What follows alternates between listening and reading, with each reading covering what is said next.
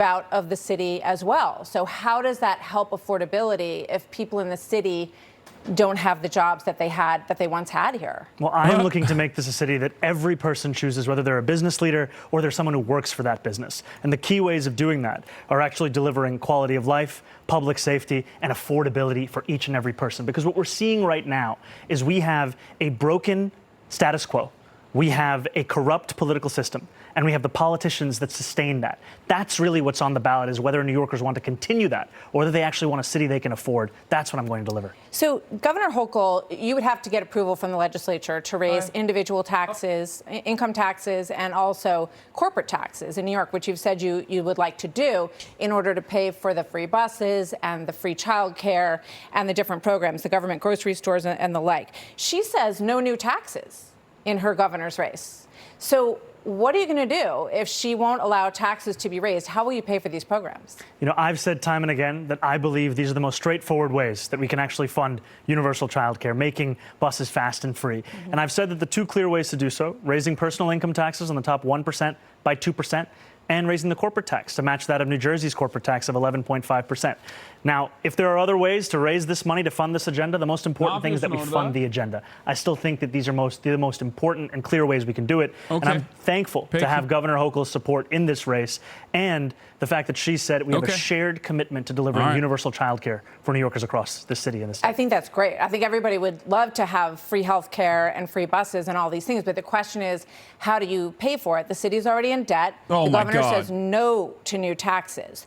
Like Margaret Thatcher said, you know, socialism's great until you run out of everyone else's money, other people's money. Well, what Andrew Cuomo said is that if he had $959 million, he'd give it to Elon Musk in tax credits, because that's exactly what he did. And I bring that up to you to say that it's often a question of whether you have the willingness to spend that money to benefit working class people, not where that money is in the first place. So what would you cut? What would you draw from to do it? I don't think we have to cut. I've spoken about raising taxes on the wealthiest. And frankly, this is an issue that we have here in New York City, and frankly, even across this country. When I've spoken to Trump voters right here in New York City, Hillside Avenue in Queens, Fordham Road in the Bronx, they've told me it was cost of living that drove them to vote for Donald Trump. They've told me it was a promise of a lower actual, whether it be cheaper groceries, whether it be childcare, whether it be rent. And what we're seeing time and time again is we're more focused on the question of billionaires and the most profitable corporations than we are on people who can't even afford to make ends meet in this city. Well, we know affordability is an issue, and I think that all politicians are getting to an understanding of that, and I think that you've done a lot, actually,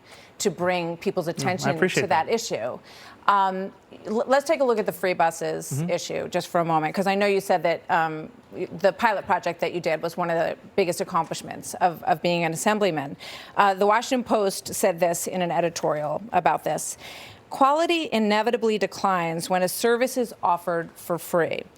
Vagrants and drug addicts would camp out all day on New York's buses, especially in the winter. Parents would go afraid to let their children ride alone. Wealthier residents would find another way to get around, but poor New Yorkers who depend on the bus would suffer the most. What do you say to that? Do you agree with that? Well, I would say that they should actually look at the report of the 5 free buses we delivered across New York City. We didn't see an increase in homelessness. We did see an increase in New Yorkers riding the bus. We did see demons, bro. They're demons. They will use the working poor against one another. We also saw a decrease in an effort to stop who are having to the working poor from getting better buses. Getting on the bus. It More is than 10% so of fucked up. We're doing so. That's why we care so deeply about this, because of the fact that it can actually deliver economic, public safety, and even congestion relief to New Yorkers who are looking to take these buses. I know that you're turning 34 on Saturday, and I want to talk about your qualifications. You know, some say you have never run a business in your life, so I'm curious. Why is that a qualification for mayor? Then you never worked a day in your life. You've worked as an assemblyman, and you've had other positions in the government. Andrew Cuomo's entire qualification was he was the son of a famous New York politician. Experience to run the largest city in the country. You know, I want to take this moment because you spoke about President Trump, and he may be watching right now, and I just want to speak directly to the president, which is that I will not be a mayor like Mayor Adams who will call you to figure out how to stay out of jail. I won't be a disgraced governor like Andrew Cuomo who will call you to ask how to win this election. I can do those things on my own. I will, however, be a mayor who's ready to speak at any time to lower the cost of living. That's the way that I'm going to lead this city. That's the partnership I want to build, not only with Washington, D.C., but anyone across this country. I think it's important because too often the focus on the needs of working class Americans, working class New Yorkers are put to the side as we talk more and more about the very kinds of corrupt politicians like Andrew Cuomo that delivered us into this kind of crisis. So the question I asked you was what specifically in your background gives you the confidence that you can run a $115 billion budget and run this city specifically from your personal experience and your background? I've been a state assembly member here in New York City. I've represented 130,000 people in Queens. And in the time that I've done so, I've not only delivered more than $100 million in increased bus and subway service, I've also secured $500 million in debt relief for working class taxi drivers. President Trump knows this. New Yorkers know this across the 5 boroughs. Taxis, as we're looking at them right here, are such a part of what we love about this city. And yet those same drivers were sold a lie about a ticket to the middle class if they bought a medallion. I stood with those drivers. I organized with those drivers. I went on a 15-day hunger strike with those drivers. And we secured $500 million in debt relief that allows them. But do you think that she would go along with arresting Netanyahu in New York? I can tell you that I'm going to exhaust every legal option in front of me, not to make new laws to do so. All right, so we got that business at the top of the interview. Coming up is part 2 when we move on to New York City and the candidate, Mayor Mamdani's plan to radically reshape a lot of what's happening in New York City when we come back. A lot to dig into. What is happening, we'll also bro? get our panel to respond with David Asman and Robert Wolf to the interview coming up next. Stay with us. They're farming him for ads? Yeah, this is a transparent shanking that's taking place. But I think, all things considered, he did a decent job of trying to get back to what he will do for New York, trying to address everything from the perspective of what he would do as the mayor of New York. Okay? Jesus Christ, dude. Jesus Christ. What an insane situation. What an insane situation, man. I'm telling you, man. I'm telling you, just like with the why won't you go to Tel Aviv? Why won't you go to Tel Aviv narratives that blew up during the primary debates, this kind of stuff and his dancing around the issue is going to make people go, why are they fucking being so annoying about Israel? Okay? I think this helps him. I don't think he should have any issues. I don't think he should have any issues whatsoever just being like, guys, why are you asking me about this? Okay? I'm running for mayor of New York. I'm not running for mayor of Tel Aviv. Please stop. I think Israel is doing a whole bunch of awful stuff. And I think that, I want to abide by the international standards presented by the International Criminal Court and the ICJ. Please stop asking me about this ridiculous nonsense when there is a mayoral election, a mayoral race coming up. Okay? So that was good. That was good. I didn't see him concede tremendously. Like he's doing the classic, my issue here or my advocacy here revolves around human rights, which is appropriate. It's an appropriate way to handle it. Okay. It's not bad at all. It's not bad at all. It's actually good. Lamau, how awkward are these commercial breaks for them? It's not that awkward. It's actually a good opportunity when you're in the studio to directly talk to the person, and have them be a human being. I've done stuff like this before in contentious debates. And usually when it goes to commercial break, you just be like, what are you doing? You know? What the fuck are you doing? Anyway, real time, they still put a cut in between commercial breaks for the record. So you still get to actually talk it through or whatever, depending on when they filmed it. Anyway, hold on. Let me, does he get the questions up front? No, he doesn't. I don't think, unless you're like Joe Biden or something and you're getting a non-hostile interview from a pliant media, you're not going to get that kind of information ahead of time. He's going on Fox News. This is the most contentious interview. It's not a real interview. It's a shanking. Okay. He knows that though. He knows that it's a shanking. And I think he is well prepared for it. So far. Okay. And also, if you're Zohran Mamdani, I don't think this is a new, I don't think they're going to flub you on this. He probably knows. Anyway, we're back. Last night I chat GPT'd, where is the capitalist and global finance center of the world? And it said New York City, which made me feel good as someone who loves New York City. Is that a moniker that you're proud of and one that you ChatGPT. want to continue for this city? We should be proud of it, and I will also say that that's one thing you have in common with Andrew Cuomo, because he also uses ChatGPT to answer many questions, including how to actually resolve the housing crisis in this city. And Right. it's time that we are not only proud of us being the financial capital, the cultural capital, but also we should make it a capital of where working people can afford to live in this city. Because right now what we're seeing is that 1 in 4 New Yorkers are being priced out of the wealthiest city in the wealthiest country in the history of the world. That's absolutely true. One of the things that's also true is that JP Morgan and Goldman Sachs have moved major operations to Texas. They've not abandoned New York, but they're hedging their bets on New York because of the increased taxes that they see coming if you become mayor. So when they do that, jobs move. Those drivers to do more than just think about struggle. How many employees would you be overseeing in the New York City government? More than 300,000. That's a lot of people. But thank you for answering the question. I know that you want to stimulate small business in the city, and we all walk around the city that we love, and we see a lot of empty storefronts. So give me your plan on how you would do that. You know, I've spoken to a lot of New Yorkers for whom better their foot aspiration, traffic. their dream is in that small More business. And I've affordability. told them that we are going to make it easier to not only open it, but keep it open. We're going to cut fines and fees by 50%, because as you said, we have a city government that has a $116 billion budget. It's not funded by charging a restaurant $25 a year for the right to sell a frozen dessert. We're going to streamline the regulations and rules that these small businesses have to adhere to. Because today, if you want to open up a barbershop, you have to fill out 24 forms, go to 7 Absolutely. agencies, 12 in-person activities. And furthermore, we're going to have a mom and pop czar, someone that'll help these businesses navigate through this. Because while we are holding these kinds of businesses to these kinds of rules, we're letting the most profitable corporations walk all over us here in New York City. And it's part of the problem where so many New Yorkers look around at the wealthiest city in the wealthiest country in the history of the world and asking themselves, there's all this money, why can't I afford $2.90 to even ride the bus? So let me just quick question on that, and I want to get to public safety because it's obviously another big issue for New Yorkers. So a lot of individuals in this city pay more than 50% of their income in taxes. When you talk about a fair share, how much more than what is the fair share? What's the number?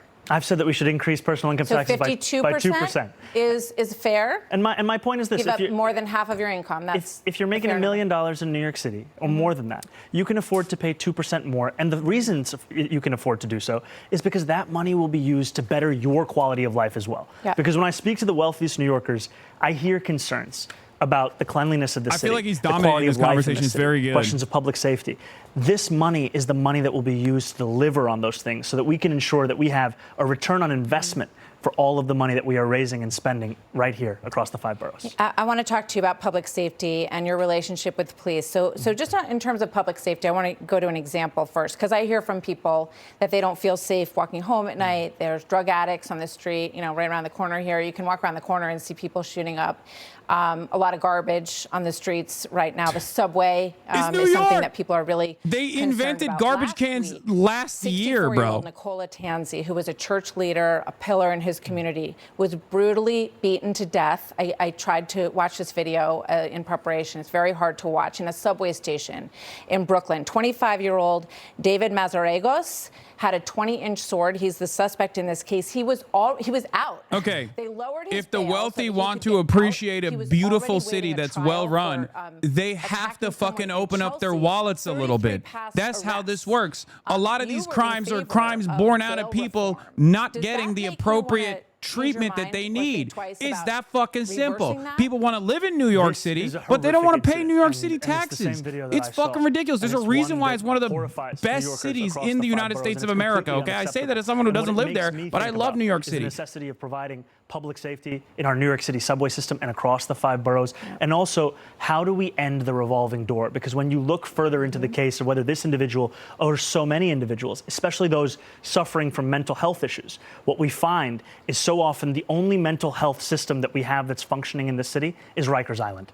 40% of the incarcerated population there are suffering from serious mental illness. Why was he on the street is the question. Why was he on the street? Because we have a broken system. They lowered his bail. He had a bail he couldn't pay. Then they lowered the bail, and then he could pay it. Imagine if you're this family, and they look at 33 prior arrests, and why? Why was this man on the street? What would stop him in your administration from being on the street? Because what we would do is actually address the systemic problems that would ensure that someone who goes through the system this many times is actually, his issues are addressed, the services are provided. Right now, all we have is going in and out, especially when it comes to mental health. I'll give you an example. Where would he be in your world? Where would he be? In a mental institution? He would actually be getting services from the first time that he was arrested, as opposed to having to go through them 33 times. If you look at the New York Times, they did an investigation on 1,000 different incidents of violent crime in the city tied to mental health episodes. Yeah. They found that so many of those same New Yorkers were failed by the interactions they had with the city when they went for help for mental health assistance. And that failure is a blight, it is a stain on our city, and it's a failure that I'm looking to fix by actually transforming this with the only comprehensive plan for public safety of any of the candidates. Because what we are going to do is put out a plan and a proposal that we have shared with New Yorkers to create the Department of Community Safety that would bring together all of these pre-existing silos that address mental health crisis, that address homelessness into one department, provide it with the funding necessary, and actually address this crisis. Where do these people go, though, is my question. Are you going to put them in a mental institution so they can be taken care of, or are you going to leave them at home on medication? What's the plan? There's a plan right now that allows for involuntary confinement, which I think should be a last resort, because of the fact that when you look at the actual results, this is something that so often doesn't actually have what has been spoken about. But what we have today that actually works for New Yorkers with serious mental illness, there are things like Fountain House. This is a clubhouse model, peer-led rehabilitative treatment for New Yorkers with serious mental illness. It costs $4,000 to have someone in Fountain House for a year. That's the cost of being on Rikers for 3 days. And what we see, however, is that those services, they increase employment by 50%, they reduce hospitalization by up to 45%, and they actually reduce the cost of healthcare as well for those same New Yorkers. This is what we're looking at. This is why we say that Rikers is broken, the system is broken. You can just see people who are suffering up and down 8th Avenue, just as one example. And I hope we'll have a chance to talk more about that next time. But I don't want you to leave without me asking you about your relationship with the police, because obviously this is a big issue. You said in the past, I almost don't need to go through it, it's been said many times, but that you called the police force racist, said they were a major threat to public safety, called them wicked and corrupt. And now the report that you apologized to 24 members of the NYPD. What did you say to them? I apologized for the language that I used, and I spoke to them about the fact that I want to work with them to deliver public safety. Because what we're seeing in the city right now is we're asking officers to do nearly everything we can think of. We used to ask officers to focus on serious crimes. Now we're asking them to focus also on the mental health crisis, to focus also on homelessness. In 1 year alone, the NYPD receives 200,000 mental health calls. In 1 year. Yeah, and you know what they told me? That 1 out of 3 of those, the person they're very, very dangerous interactions. You're going to send a social worker in there? You can always have a police officer actually come to address that. But look, you're saying 1 out of 3. 2 out of 3 times, if you don't need the police and you're sending them to do that, then why aren't you sending them to respond to shootings and murders? 5, 6 years ago, the response time for officers was closer to 10 minutes. Now it's closer to 16 minutes. New Yorkers deserve a police department that is asked to do the things that it can possibly do, not one that covers the failures of every break in the social safety net. So police officers that I spoke to, they don't want a behind closed doors apology. They want a broad public apology for the things that you suggested about them. Will you do that right now? Absolutely. Oh my God. I'll apologize to police officers right here, because this is the apology that I've been sharing with many rank and file officers. And I apologize because of the fact that I'm looking to work with these officers, and I know that these officers, these men and women who serve in the NYPD, they put their lives on the line every single day. And I will be a mayor that What changed your mind about it? You know, I moved to the city when I was 7 years old.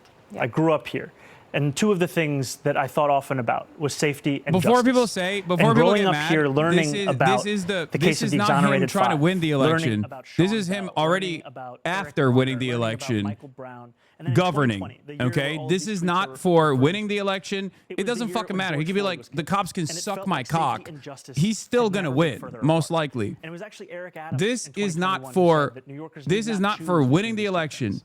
This And so is one of my for focuses was, governing how do as we a deliver mayor. that justice? A lot of people And don't now what I understand. know, Anyway, having I'll get represented into it in a 100,000 second. people in Western Queens, is that to deliver that justice, you have to also deliver that safety. And that means representing the men and women in the NYPD.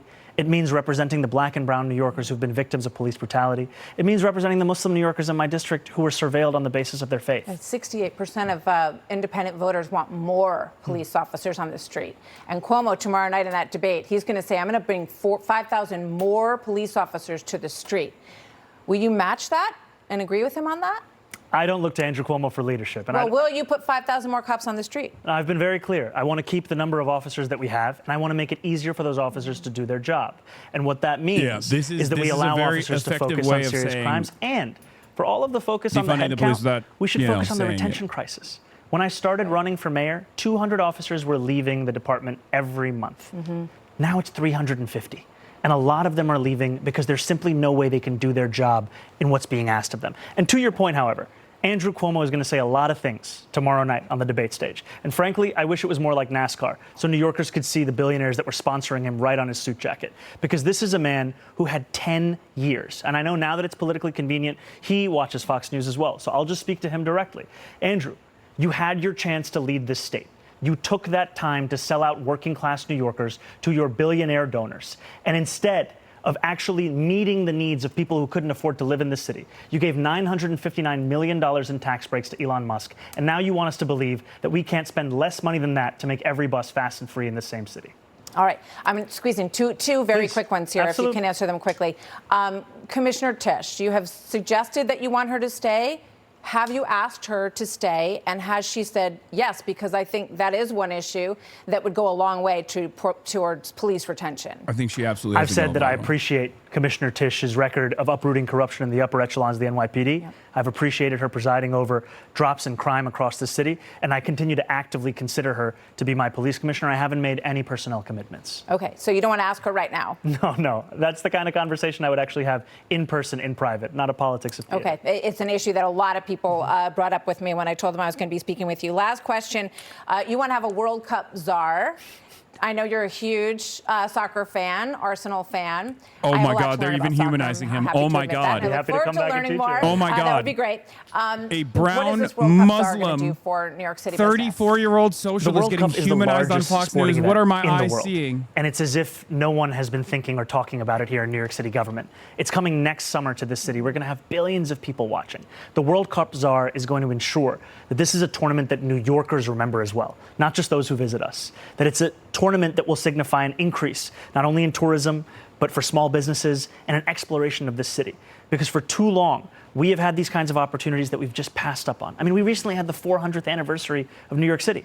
Most people have no idea. Right, good point. Because the city didn't do anything about it. Well, you know, President Trump's going to make a huge deal out of the 250th anniversary of New York City. So maybe there's hot topics like the NYPD and Israel have been a constant source of controversy. But he is ahead by 13 points right now. You are struggling to form a claim? I sat down with him So wait, on the executions eve of are okay? night's Wait, big what? They're also executing people? You're struggling to form a claim? Part one of our exclusive interview. I'm not having a hard time with that issue at all. I'll explain the exact background in great detail after Candidate this. for mayor of New York City. You're up by 13 points. It looks like you've got the wind at your back. You've got a big debate coming up tomorrow night with the other candidates, Andrew Cuomo and Curtis Sliwa.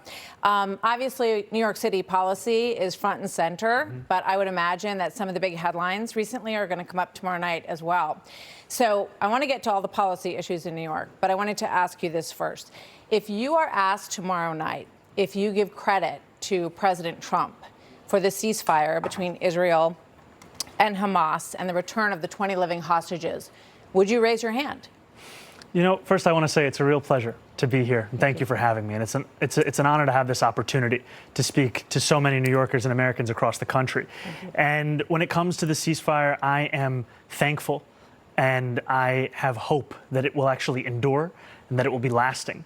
And I continue to have concerns because I've seen reports still, just this in the last few days, that 5 Palestinians were killed by the Israeli military. And that's what gives me pause about issuing any kind of praise or celebration at a moment when it is still so in its infancy. And what I will tell you is that in that same moment, it is also one that requires a focus on ensuring that that hope, that belief in a better future is one that is emblematic in our policies right here in New York City as well. And that's what we're hoping to lead with. So would you give President Trump credit or not, to any extent? Credit or not? I think it's too early to do so. Too early to say. But if it proves to be something that is lasting, something that is durable, then I think that's where you give credit.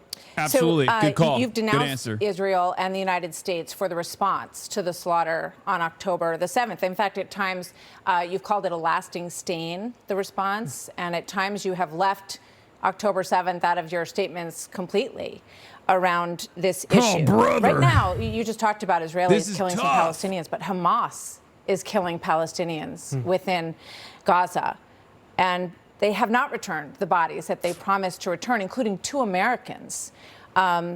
Itai Chen and Omer Nutra, whose families we have interviewed over these months. It. So I hope he turns what around is and your says, response look, to what Hamas Trump actually is has a doing clear-eyed now? vision on this. I think those are bodies and remains that should absolutely be returned. And I think that I have no issue with critiquing Hamas or the Israeli government, because my critiques all come from a place of universal human rights. And my focus, however, is right here in New York City and transforming the most expensive city in America into one that's affordable for each and every New Yorker. Nice. Okay, and I want to get to that, absolutely. But do you believe that Hamas should lay down their weapons and leave the leadership in Gaza? I believe that any future here in New York City is one that we have to make sure that's affordable for all. And as it pertains to Israel and Palestine, that we have to ensure that there is peace. And that is the future that we have to fight for. But you won't say that Hamas should lay down their arms and give up leadership in Gaza. I'm I running don't for really mayor have of New opinions York. about the future of Hamas and Israel beyond the question of justice and safety and the fact that anything has to abide by international law. And that applies to Hamas, that applies to the Israeli military, applies to anyone you could ask me about. Okay. One last thought on that. You have said that you would arrest Netanyahu if he came to the United States. You've been very outspoken in your criticism of him. Do you stand by that? You would arrest him if he came here, if you were mayor? I've said that this is a city that believes in international law, and this is a city that wants to uplift and uphold those beliefs. The Prime Minister... The United States doesn't stand by the International Criminal Court. It hasn't signed the treaty for the International Criminal Court. The International Criminal Court, however, has issued a warrant for the arrest of Benjamin Netanyahu. But what grounds in the United States could you arrest him on? As it has for Vladimir Putin. I've said that I believe that we should uphold arrest warrants by the International Criminal Court, and that we should do so only in abiding with all of the laws in front of us. I'm not going to make a new law to ensure that we can actually do this. Do you think that Commissioner Tisch would allow you to arrest Netanyahu in New York City? I've appreciated Commissioner Tisch's leadership of the NYPD, and I think that she's done a good job at lowering crime across the city. Example there, and he and his family, his son is a huge soccer fan. So would you welcome them to New York to enjoy the World Cup with you? I would welcome them to come to New York City and also to talk about how we can actually lower the cost of living, because that has to be the focus. And frankly, that's a promise that's been broken. It's time to fix it, and that's what I'm running to do. Zohran Mamdani, thank you very much. Pleasure to talk to you. Hope we can continue the conversation. We'll be watching the debate really closely tomorrow night and the whole race as we head in. Brother, that was fucking nutty mode, okay? That was actually crazy. That was very good. That was very, very good. Okay, so that started off incredibly hostile and actually ended on a very positive note where she literally talked about him. She literally talked about him being a sports fan. Like, that's humanizing. That's humanizing someone that level of humanizing doesn't take place for most Democrats. And I think it's because he angles the conversation always back to a key issue that even the Fox News watchers care about: affordability, affordability, affordability, affordability. When you constantly go back to the major issue in American politics right now, which is material, okay, which is affordability and the cost of living crisis, it is very difficult for people to navigate that. It's very difficult for people to try and navigate that in a way where, like, you're going to look bad. Because then you're going to look like you're against affordability, against fixing the affordability crisis. And even the most elitist Fox News commentator is going to have a hard time openly stating that the affordability is not that big of an issue, right? So, couple things that I need to explain to you here. When and this is left populism in action, okay? This is left populism in action. Democrats, take notes. when you are constantly talking about the winning issues that you are going to focus on, affordability, fast and free buses, things that people can actually pay attention to, things that people want, things that people want to vote for you on, they don't talk about transgender people all of a sudden. Notice how there was no conversation about, like, why won't you eviscerate trans people? Even when the conversation is about, like, Hamas, why do you want Hamas to establish a caliphate in New York, or whatever whatever dumb fuck question they cooked up for him, he just keeps going back to affordability and what he cares about, what he wants to actually fix. It turns out it's a major shield as well as a weapon to wield. It's a shield as well. It's a defensive shield. It's a parry. It's a riposte. You can use it. Remember that. You should be earnestly, constantly communicating about how you are going to improve people's fucking material circumstances. Oh my God. Oh my God. That was a spectacular performance. Did stop and frisk for decades, okay? The reason why he has to suck police penis as hard as he possibly can is not because he wants to fucking win the election by doing that, even though policing as an institution is unfortunately unimaginably popular in this country, despite the reality that they are a brutal force that is unaccountable and very like Bill de Blasio. That's it. He knows that in order to govern as the mayor of New York, you unfortunately have to fucking play ball with those guys. There is no other way to do it, okay? That's it. This is not me saying, like, oh, he's, I don't know what he's going to do. I don't know what he's going to do in terms of, like, dealing with the NYPD. But for those in the know, the NYPD and Wall Street and the real estate developers are the three biggest hurdles in front of any New York mayor, okay? And especially the NYPD. He has not strayed away from the way he has communicated about defunding the police without actually saying those words. He has kept repeating over and over again that the police are actually responding to calls that they shouldn't be responding to, that they should actually be working on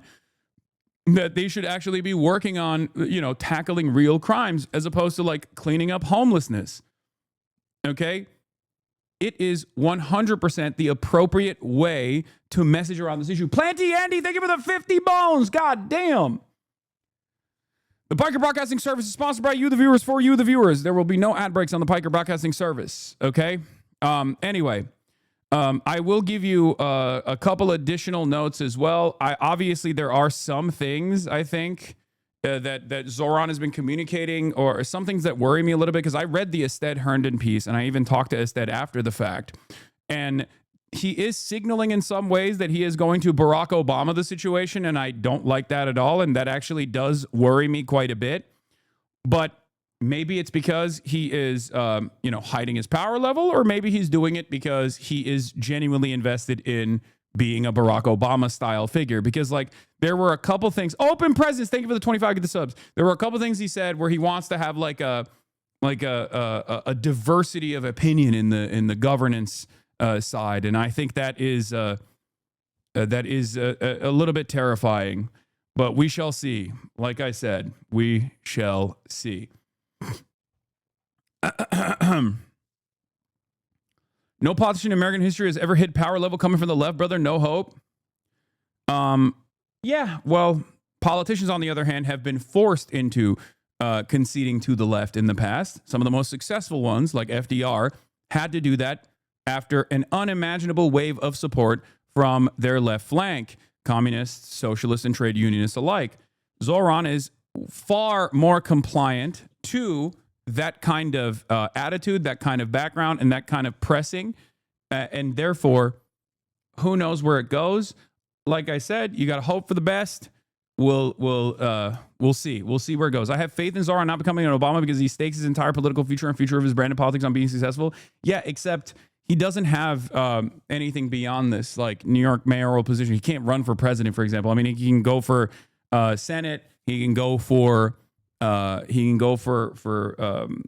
Congress, but he wasn't born here. He's a naturalized American citizen, not a natural born U.S. citizen. Therefore, he can't run for, he can't run for president eventually. So in any case, I think he did a master class on the judo that is required as a left politician in 2025, especially in the most contentious environment, which is, of course, it's Fox News, right? It's incredibly contentious, and I think he did a pretty solid job overall. So we shall see where it goes. The New York Times said he's not an anti-Zionist, but notably it didn't directly quote him on it because he would never actually say that. In my opinion, it's probably New York Times playing fast and loose with his answer where he says Israel's a right to believe exists. Yeah, I think he is straying away from. I would go so far as to say I think he's straying away from. I didn't realize I was going to make this such a big factor in the admission. I didn't really campaign. I campaigned on crime, but I never thought we'd go into every city and take a really safe city that we've all been living with for years and make them safe. And now it's like a passion for me, and it's a passion for the people behind me. So I didn't get elected. I did get elected for crime, but I didn't get elected for what we're doing. This is many, many steps above. And I want to thank Stephen Miller, who's right back in the audience right there. I'd love to have him. I love watching him on television. I'd love to have him come up and explain his true feelings, but maybe not his truest feelings. That might be going a little bit too far. But Stephen, thank you for doing an unbelievable job. And the people of this country love you, I'll tell you, and they love what you say about crime and stopping crime. So now I'd like to ask Director Patel to say a few words, and then Pam and Todd also. And I just want to congratulate them. This is an amazing thing, and we're just at the start. We're going to go into other cities that we're not talking about purposely. We're getting ready to go in. And when they go in, like Cash as an example told me that people didn't even know. 5 months ago, they went into Chicago, and they started doing a lot of work in Chicago. And we brought the numbers down a little bit. And but that really was just preparatory work for what we're going to do with the surge. We're going to have a surge of strong, good people, patriots, and they're going to go in, they straighten it all out. So a lot of these cities we're already working on, but we don't do it with a big flavor. But in a little while, you're going to see some numbers that you're not going to believe. And I think you'll probably start with Memphis because I'm hearing the numbers are much quicker than we even thought possible. But again, D.C. it speaks for itself. Chicago is going to be okay. We're going to save Chicago. And I told you, and I told them, and we're going to do a very respected man, the head of the Union Pacific, said, "Sir, save Chicago. It can be saved." And the way he said it, it was like, we're going to do a blitzkrieg, like Stephen Miller's favorite, what he wants, and that's what we're going to do. Favorite army used to. That's right. And we're going to make them essentially crime-free, like other countries have crime-free. It's a big surge. If you go all over the world, you go to the world, you hear Afghanistan, and you hear all these different places. Our crime in certain cities is worse than anything they can even imagine.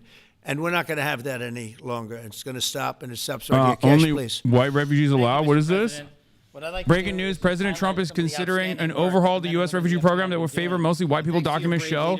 Oh, Stephen Miller is going crazy mode. People not only defend the homeland, but crush violent crime.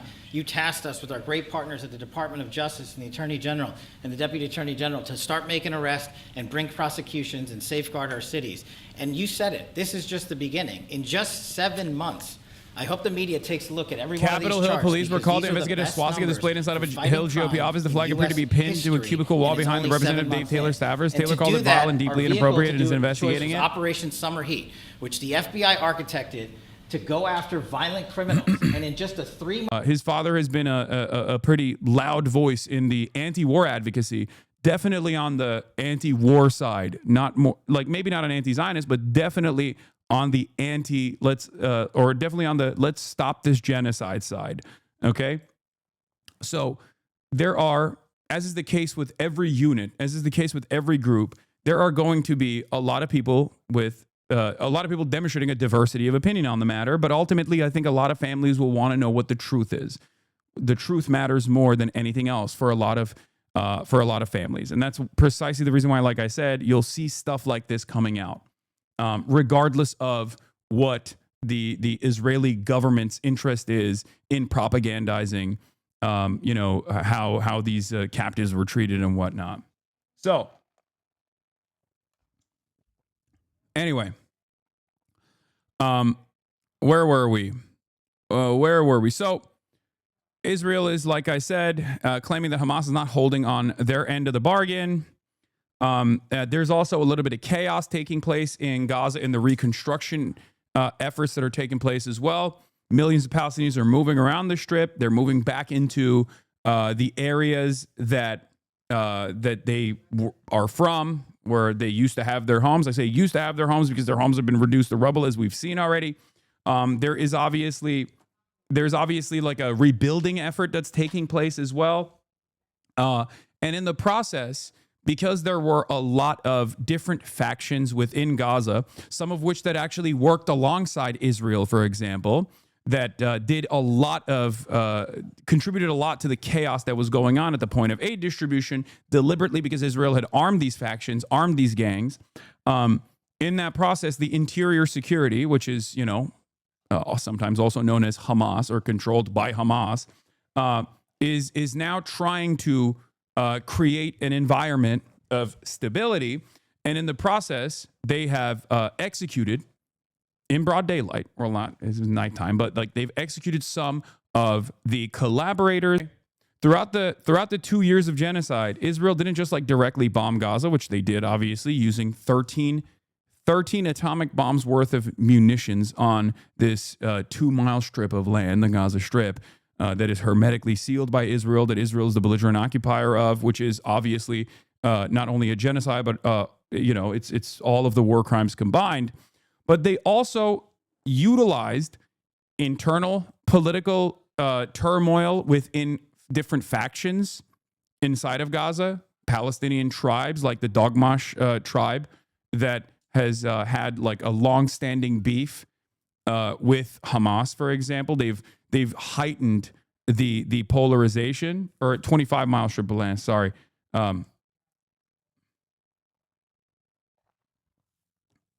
So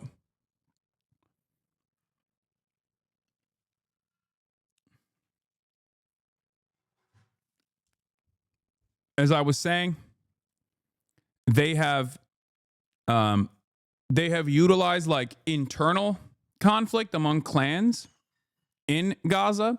They have also simultaneously used criminal elements within the Strip that are like ISIS affiliates, like Yasser Abu Shabab. Zohran is on Fox News right now, so I'm going to obviously tune into this to see what this to see what this interview looks like. City, and he has vowed to make New York I will get the back to strongest sanctuary city the internal. in the country. His views on